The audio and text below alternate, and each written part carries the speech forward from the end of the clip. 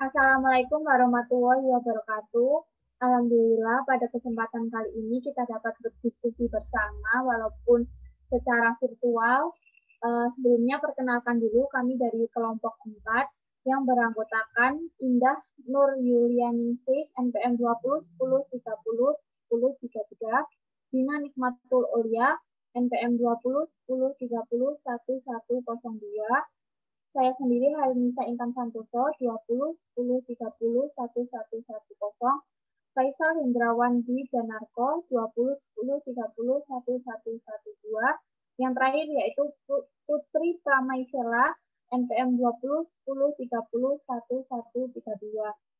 Pada kesempatan kali ini kita akan berdiskusi mengenai tema yang kita angkat mengenai Merdeka Belajar Kampus Merdeka. Tema ini sedang hangat dibicarakan ya. Langsung saja kita mulai untuk mempersingkat waktu. Yang pertama akan disampaikan oleh Mbak Indah Nur Yulianingsih. Saya persilahkan untuk Mbak Indah menyampaikan materinya.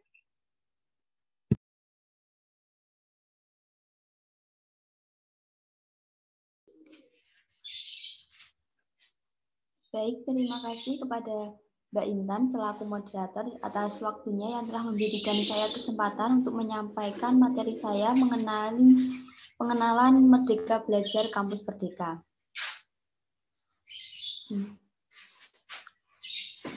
Slide selanjutnya.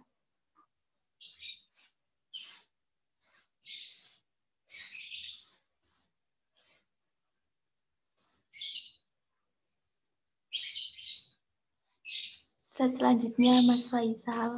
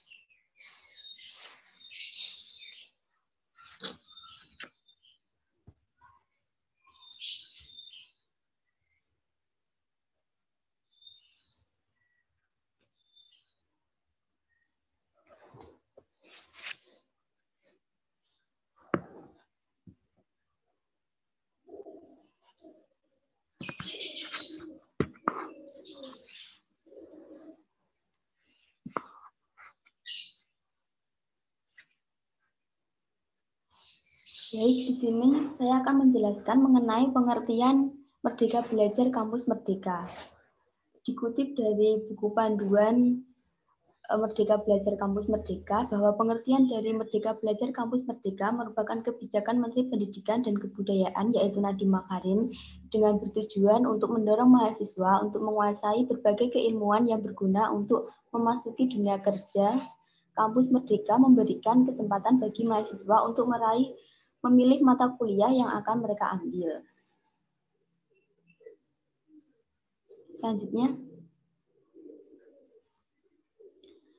beberapa landasan hukum mengenai Merdeka Belajar Kampus Merdeka diantaranya adalah 1. Undang-Undang Nomor 20 Tahun 2003 tentang Sistem Pendidikan Nasional, 2. Undang-Undang Nomor 12 Tahun 2012 tentang Pendidikan Tinggi, 3. Undang-Undang Nomor 6 Tahun 2014 tentang Desa, 4. Peraturan Pemerintah Nomor 4 Tahun 2014 tentang Penyelenggaraan Pendidikan Tinggi dan Pengelolaan Perguruan Tinggi, 5. Peraturan Presiden Nomor 8 Tahun 2012 tentang KKNI.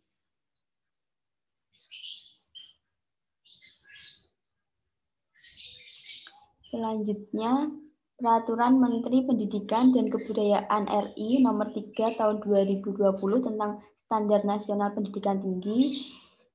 Selanjutnya, Peraturan Menteri Desa Pembangunan Daerah Tertinggal dan Transmigrasi Nomor 11 Tahun 2019 tentang Prioritas Penggunaan Dana Desa tahun 2020, Peraturan Menteri Desa Pembangunan Daerah Tertinggal dan Transmigrasi Nomor 16 Tahun 2019 tentang Musyawarah Desa, Peraturan Menteri Desa Pembangunan Daerah Tertinggal dan Transmigrasi Nomor 17 Tahun 2019 tentang Pedoman Umum Pembangunan dan Pemberdayaan Masyarakat Desa, dan yang terakhir adalah Peraturan Menteri Desa Pembangunan Daerah Tertinggal dan Transmigrasi Nomor 18 Tahun 2019 tentang Pedoman Umum Pendampingan Masyarakat Desa.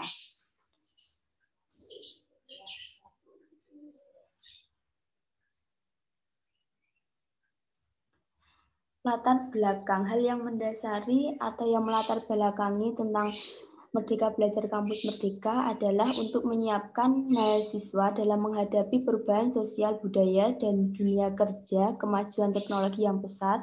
Kompetensi mahasiswa harus disiapkan untuk lebih gayut dengan kebutuhan zaman. Link and match tidak saja dengan dunia industri dan dunia kerja, tetapi juga dengan masa depan yang berubah dengan cepat. Perguruan tinggi dituntut untuk dapat merancang dan melaksanakan proses pembelajaran yang inovatif agar mahasiswa dapat meraih capaian pembelajaran mencakup aspek sikap, pengetahuan, dan keterampilan secara optimal.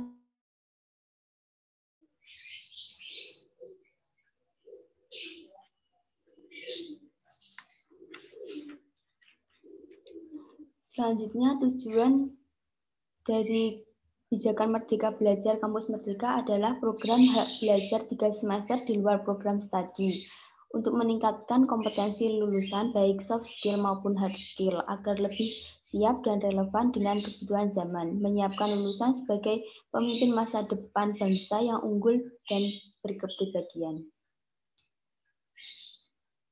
Saya rasa cukup materi yang dapat saya sampaikan. Selanjutnya saya kembalikan ke Mbak Intan selaku moderator. Terima kasih. Baik, terima kasih kepada Mbak Indah atas pemaparan materi. Di sini apakah ada yang ingin menambahkan atau bertanya? Saya persilahkan. Baik, Mbak Intan, saya mau bertanya kepada Mbak Indah.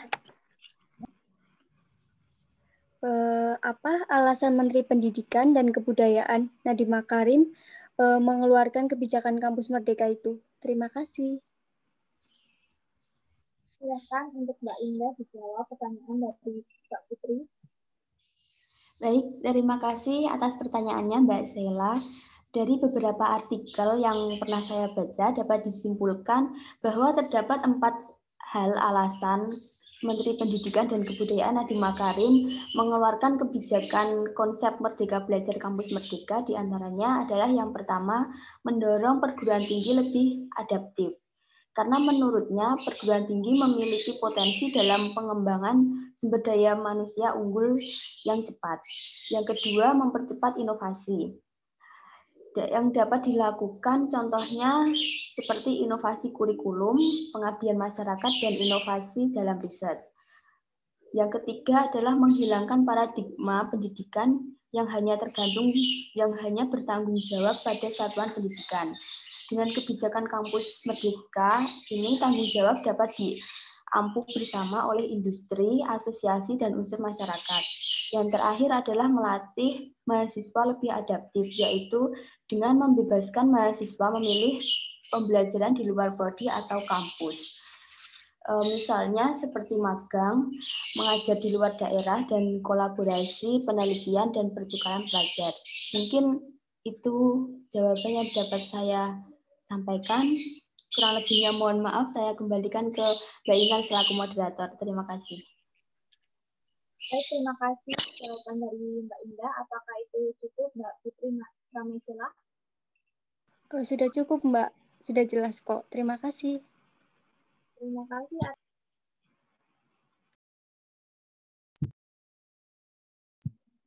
Terima kasih atas pertanyaannya dan jawaban dari Mbak Indah. Kemudian yang selanjutnya pemateri akan disampaikan oleh Mbak Gina ya. Saya persilahkan Mbak Dina untuk menyampaikan materi. Baik, terima kasih Mbak Intan selaku moderator. Di sini saya akan menyampaikan materi tentang implementasi Merdeka Kampus. Di sini saya akan menyampaikan materi tentang implementasi.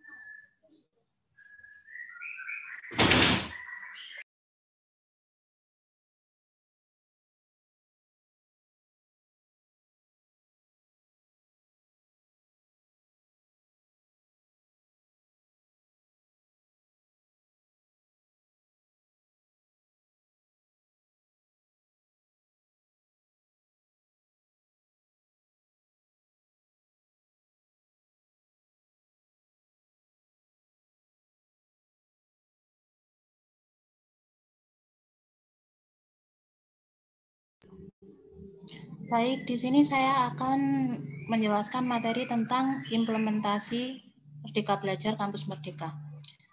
Merdeka Belajar Kampus Merdeka sendiri merupakan kebijakan Menteri Pendidikan dan Kebudayaan yang bertujuan mendorong mahasiswa untuk menguasai berbagai keilmuan yang berguna untuk memasuki dunia kerja. Kampus Merdeka sendiri memberikan kesempatan bagi mahasiswa untuk memilih mata kuliah yang akan mereka ambil.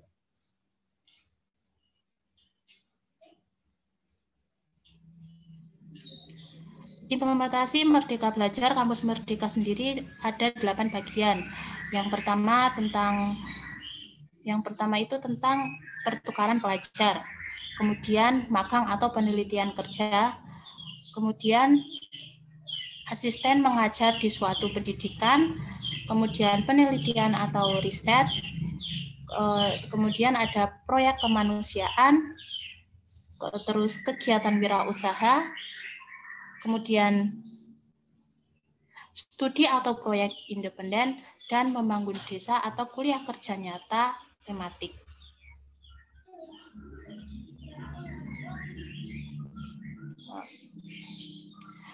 Untuk pertukaran pelajar memiliki tujuan. Tujuan dari pertukaran pelajar yaitu yang pertama, wawasan mahasiswa tentang Bhinneka Tunggal Ika akan makin berkembang, persaudaraan lintas budaya dan suku akan semakin kuat. Yang kedua, meningkatkan semangat persatuan dan kesatuan bangsa. Dan yang ketiga, menyelenggarakan transfer ilmu pengetahuan untuk menutupi disparitas pendidikan baik antara perguruan tinggi dalam negeri.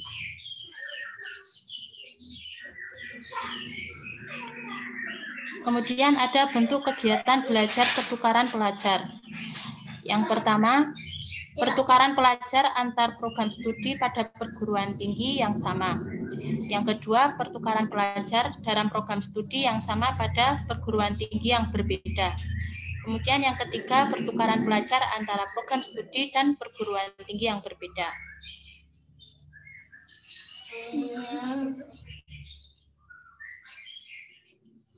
Berikut magang atau praktik kerja. Proses program magang. Yang pertama, mahasiswa mendaftar PMMB, kemudian dilanjutkan dengan seleksi administratif dan akademik, kemudian ada magang kerja, penilaian, sertifikat industri, konversi nilai dan pengakuan SKS, dan laporan PDDIT.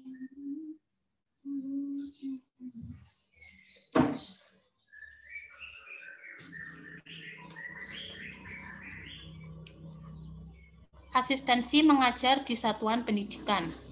Kegiatan pembelajaran dalam bentuk asistensi mengajar dilakukan oleh mahasiswa di satuan pendidikan seperti sekolah desa, menengah maupun atas. Adapun tujuan program asistensi mengajar di satuan pendidikan antara lain, pertama, memberikan kesempatan bagi mahasiswa yang memiliki minat dalam bidang pendidikan. Dan yang kedua, membantu meningkatkan pemerataan kualitas pendidikan serta relevansi pendidikan dasar dan menengah dengan pendidikan tinggi dan perkembangan zaman.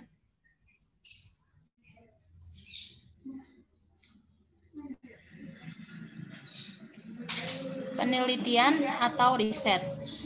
Melalui penelitian, mahasiswa dapat membangun cara berpikir kritis, hal yang sangat dibutuhkan untuk berbagai kemampuan keilmuan pada jenjang pendidikan tinggi. Dengan kemampuan berpikir kritis, mahasiswa akan lebih mendalami, memahami, dan mampu melakukan metode riset secara baik. Adapun tujuan dari penelitian atau riset, yaitu penelitian mahasiswa diharapkan dapat ditingkatkan mutunya dan meningkatnya Ya, kemudian proyek kemanusiaan.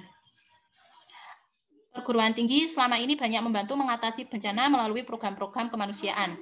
Pelibatan mahasiswa selama ini bersifat voluntari dan hanya berjangka pendek. Mahasiswa dengan jiwa muda, kompetensi ilmu, dan minatnya dapat menjadi food soldiers dalam proyek-proyek kemanusiaan dan pembangunan lainnya, baik di Indonesia maupun di luar negeri. Adapun tujuan dari proyek kemanusiaan ini yaitu menjunjung tinggi nilai kemanusiaan dalam menjalankan tugas berdasarkan agama, moral, dan etika.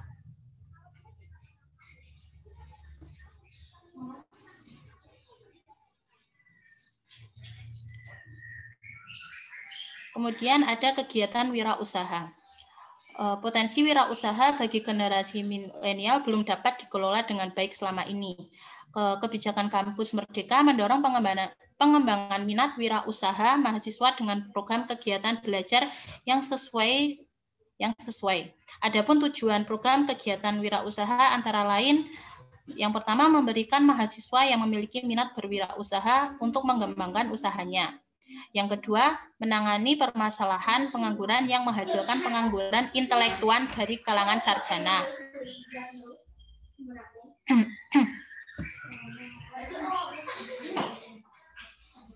Kemudian ada studi atau proyek independen.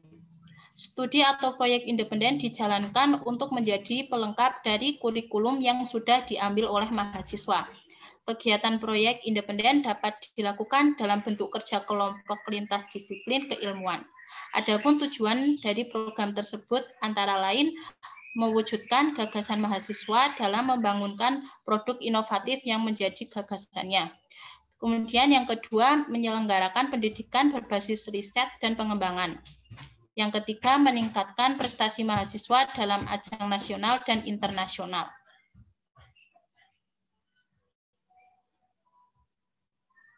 Bisa dilanjut.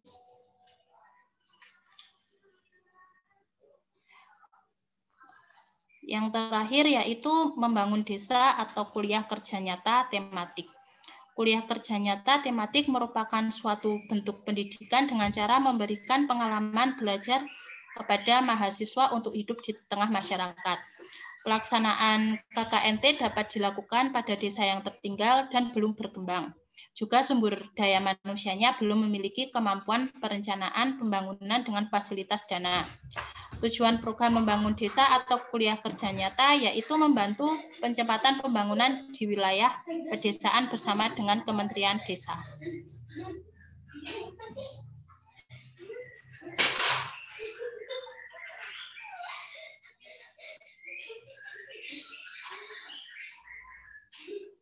Sekian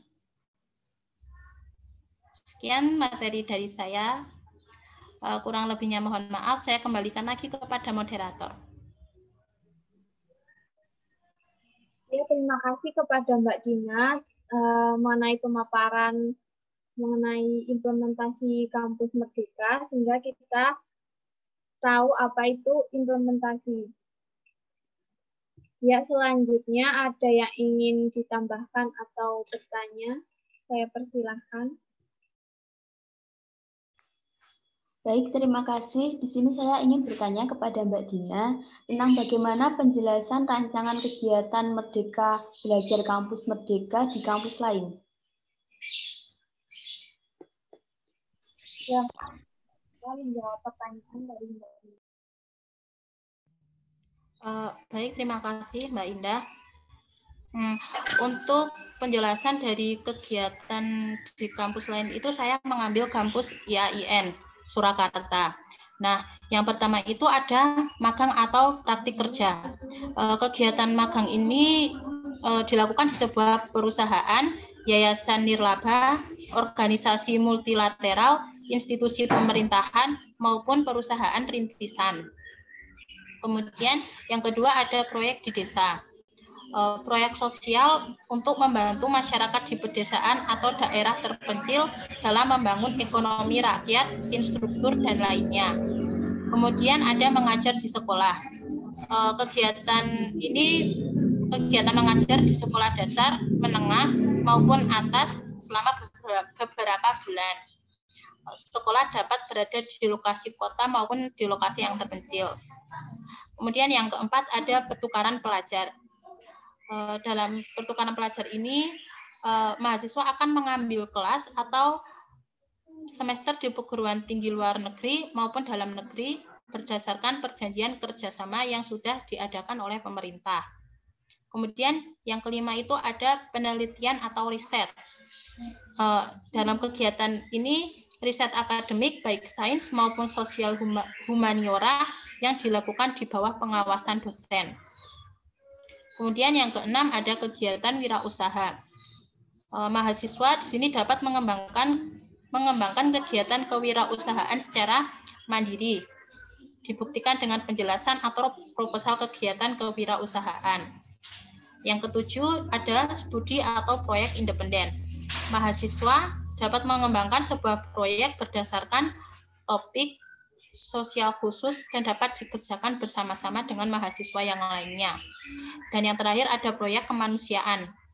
Nah, kegiatan sosial ini untuk sebuah yayasan atau organisasi kemanusiaan yang disetujui perguruan tinggi baik di dalam maupun di luar negeri. Cukup sekian dari saya. Kalau jawabannya kurang memuaskan, mohon maaf. Saya kembalikan lagi ke moderator. Intan. Terima kasih Mbak Dina atas penjelasannya. Kita lanjut ke pemateri selanjutnya ya. Kali ini pematerinya adalah Faisal Hendra Dijarnako. Kak, waktu dan tempat kami. Terima kasih Mbak Intan selaku moderator. Di sini saya akan menyampaikan materi tentang Merdeka Belajar dan Kampus Merdeka.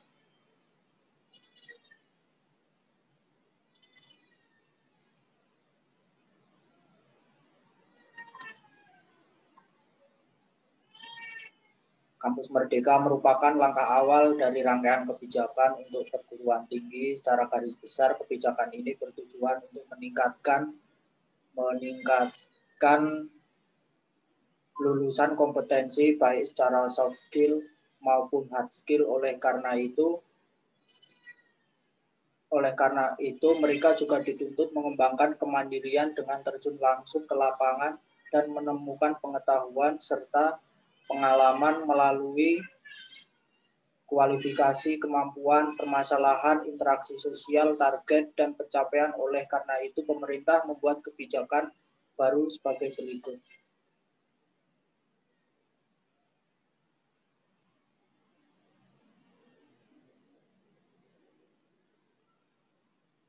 Pembukaan program studi baru. Banyak universitas atau kampus dituntut untuk membuat lulusan yang berkredibilitas yang bagus.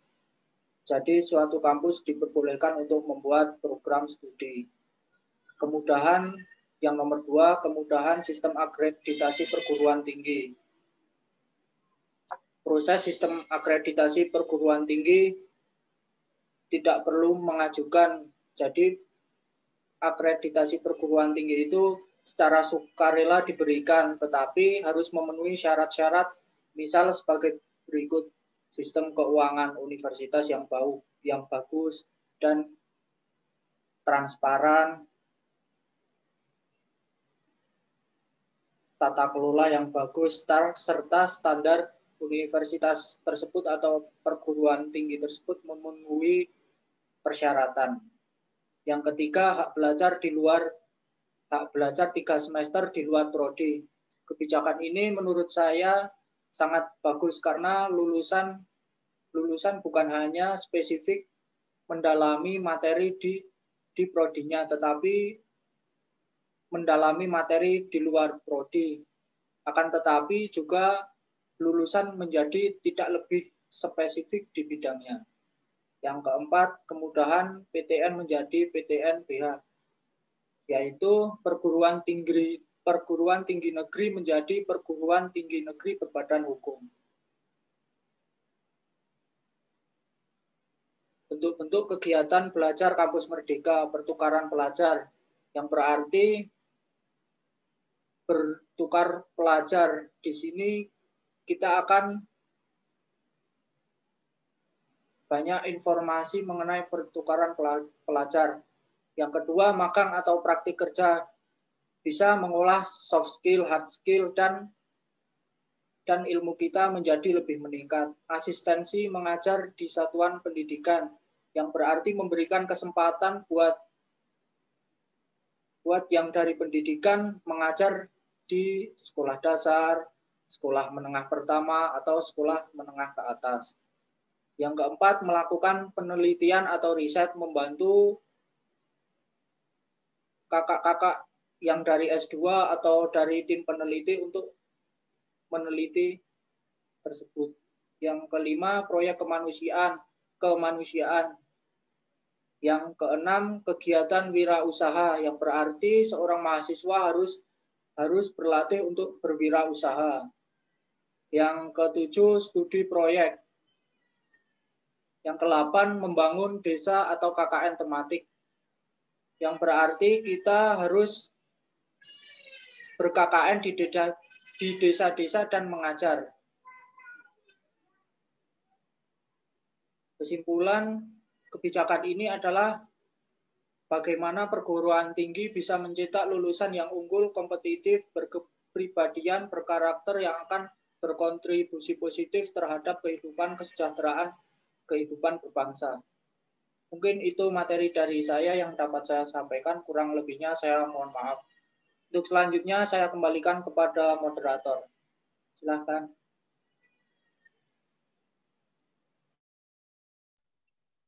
Terima kasih untuk Mas Faisal, sehingga kita tahu bagaimana kegiatan di Kampus Merdeka. Apakah dari teman-teman ada yang ingin menambahkan atau bertanya? Saya ingin, sebelumnya mohon maaf, saya ingin bertanya. Apa dampak positif tentang kebijakan 3 semester mengambil mata kuliah di luar prodi? Terima kasih. Silakan Mas Faisal untuk menjawab. Terima kasih Mbak Dina telah bertanya tentang kebijakan 3 semester mengambil mata kuliah di luar prodi, yaitu kebijakan tersebut terjadi pro dan kontra atau memiliki dampak positif dan dampak negatif. Dampak positif, mahasiswa menjadi lebih berwawasan, lebih luas karena mahasiswa bukan hanya mendalami materi di prodi tersebut. Akan tetapi di dampak negatif juga mahasiswa kurang spesifik di materi prodinya tersebut. Mungkin itu dari saya. Terima kasih.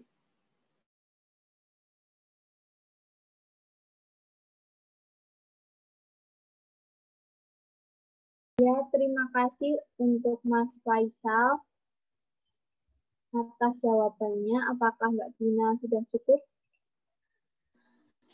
Ya, sudah jelas. Terima kasih. Terima kasih untuk penanya dan penjawab oleh Mas Faisal dan Mbak Dina. Untuk selanjutnya kita lanjutkan pemateri yang akan disampaikan oleh Mbak Putri Kamesela. Saya persilahkan. Oke, baik. Saya langsung mulai saja untuk mempersingkat waktu. Bismillahirrahmanirrahim. Assalamualaikum warahmatullahi wabarakatuh. Pada kesempatan kali ini saya ingin memaparkan materi. Pertama-tama, perkembangan ilmu pengetahuan dan teknologi berkembang sangat pesat, telah membawa perubahan yang sangat pesat pula dari berbagai aspek. Saat ini kreativitas dan inovasi menjadi penting untuk memastikan pembangunan Indonesia yang lebih berkelanjutan. Langsung saja.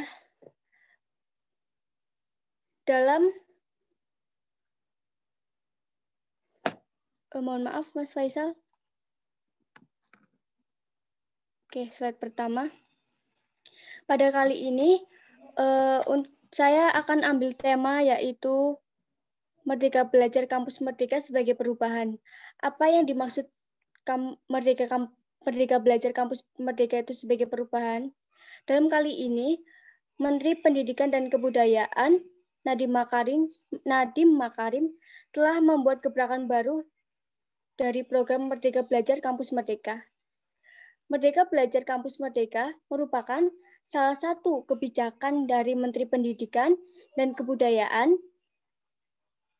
Salah satu program dari kebijakan Merdeka Belajar Kampus Merdeka adalah hak belajar 3 semester di luar program studi.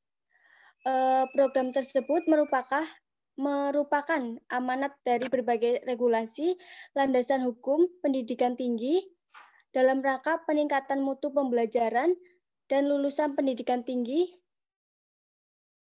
Merdeka Belajar Kampus Merdeka yang diluncurkan oleh Menteri Pendidikan dan Kebudayaan merupakan kerangka untuk menyiapkan mahasiswa menjadi sarjana yang tangguh, relevan dengan kebutuhan zaman dan siap menjadi pemimpin dengan semangat kebangsaan yang tinggi. Oke, baik. Selanjutnya yaitu Merdeka Belajar Kampus Merdeka mengacu pada 4 hal, yaitu yang pertama, penilaian USBN komprehensif dan penyelenggaraan USBN ujian sekolah berbasis nasional pada tahun 2020 dilakukan dalam bentuk tes tertulis atau portofolio dan bentuk penugasan.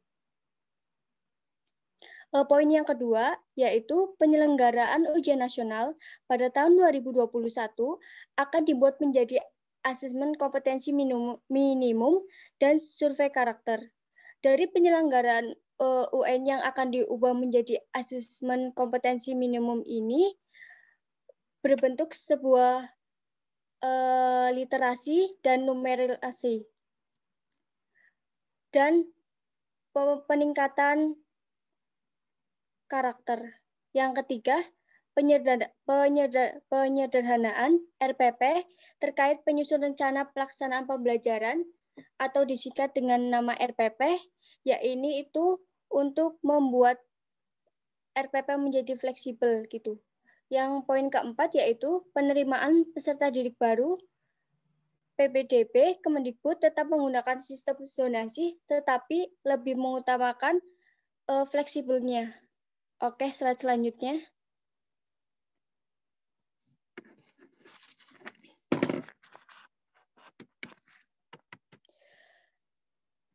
Merdeka Belajar Kampus Merdeka ada program utama, yaitu yang pertama, kemudahan dalam pembukaan program studi baru.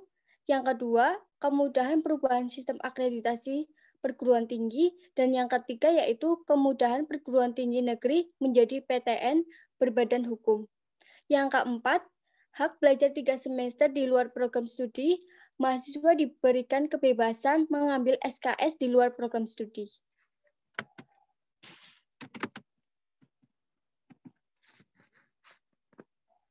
Selanjutnya, yaitu bentuk kegiatan. Yang pertama, ada pertukaran pelajar. Dari pertukaran pelajar ini, diharapkan mahasiswa berwawasan kebinekaan tunggal ika. Yang kedua, magang atau praktik kerja. Diharapkan memberikan pengalaman baru kepada mahasiswa dan memberikan kesempatan bagi mahasiswa untuk menerapkan atau memberi kesan yang lebih baru gitu terhadap mahasiswa itu sendiri. Yang ketiga, asistensi mengajar di satuan pendidikan, yaitu untuk memberikan kesempatan kepada mahasiswa untuk mengajarkan dan memperdalam ilmu pengetahuannya di satuan pendidikan itu sendiri. Yang keempat, ada penelitian atau riset. Yang ini mahasiswa diharapkan dapat membangun cara berpikir yang kritis. Yang kelima, yaitu proyek kemanusiaan. Proyek kemanusiaan ini diharapkan menyiapkan mahasiswa unggul yang menjunjung tinggi nilai kemanusiaan dalam menjalankan tugas berdasarkan agama, moral, dan etika. Yang ketujuh, ada studi atau proyek independen, yaitu untuk mewujudkan gagasan mahasiswa dalam mengembangkan produk inovatif yang menjadi gagasannya. Yang kedelapan, yaitu membangun desa atau KKN tematik. Ya, ini diharapkan mahasiswa memberikan kesempatan kepada mahasiswa untuk memanfaatkan ilmu pengetahuan, teknologi, dan keterampilannya yang didapat untuk bekerja sama dengan banyak pemangku kepentingan di lapangan.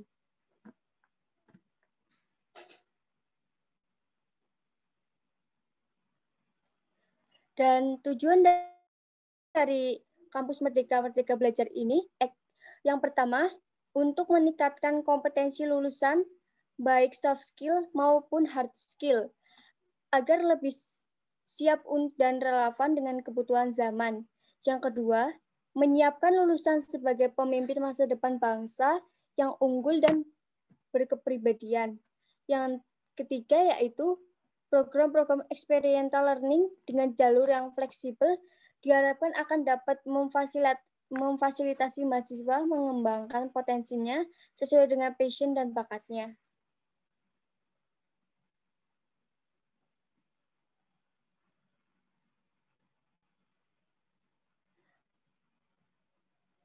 Baik, langsung saja ke kesimpulan, yaitu Merdeka Belajar Kampus Merdeka diharapkan dapat menjawab tantangan perguruan tinggi untuk menghasilkan lulusan yang sesuai perkembangan zaman, kemajuan iptek, tuntutan dunia usaha dan dunia industri maupun dinamika masyarakat.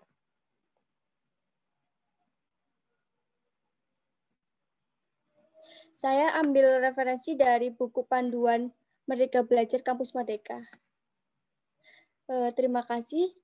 Saya kembalikan kepada moderator. Baik, Mbak Putri Pramaisela, atas paparan materi yang telah disampaikan. Silahkan, langsung saja ada yang ingin ditanyakan. Izin bertanya. Ya, baik Mas Faisal.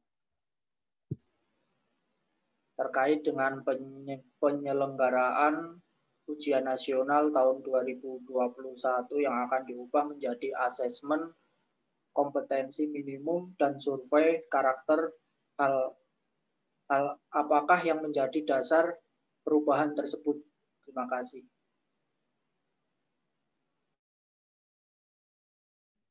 Silakan untuk menjawab. Baik, sebelumnya terima kasih untuk Mas Faisal atas pertanyaannya. Baik, saya akan menjawab pertanyaan dari Mas Faisal terkait dengan perubahan kebijakan ya. Perubahan kebijakan ujian nasional yang akan diganti dengan asesmen kompetensi minimum dan survei karakter tersebut dilakukan berdasarkan hasil survei dan diskusi dengan berbagai pemangku kepentingan di bidang pendidikan, antara lain yaitu guru, siswa, dan orang tua. Menurut Mendikbud Nadiem Makarim, selama ini materi ujian nasional itu terlalu padat sehingga siswa itu terlalu fokus cenderung menghafal materi gitu dan bukan kompetensi belajar. Hal ini menimbulkan beban stres pada siswa, guru maupun orang tua karena ujian itu sendiri justru menjadi indikator keberhasilan belajar siswa sebagai individu.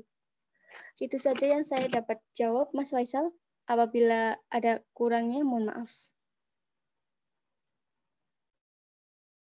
kembalikan kepada moderator. Baik, terima kasih atas jawaban dari Mbak Sela dan juga pertanyaan dari Mas Faisal. Baik ya, kita semua sudah mempresentasikan hasil diskusi dari kelompok kami mengenai tema yang kita angkat, yaitu Merdeka Belajar Kampus Merdeka. Terima kasih kepada teman-teman yang sangat luar biasa menyampaikan materi.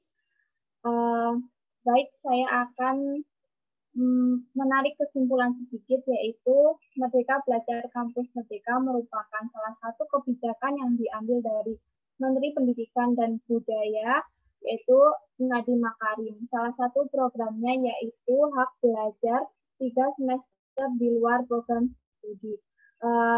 Kampus Merdeka ini dilatar belakangi oleh mahasiswa agar menghadapi perubahan sosial budaya, perubahan dunia kerja, kemudian perubahan kemajuan teknologi, sehingga dapat menghasilkan calon-calon pekerja yang baik. Kemudian di dalam kampus Merdeka tersebut terdapat 4,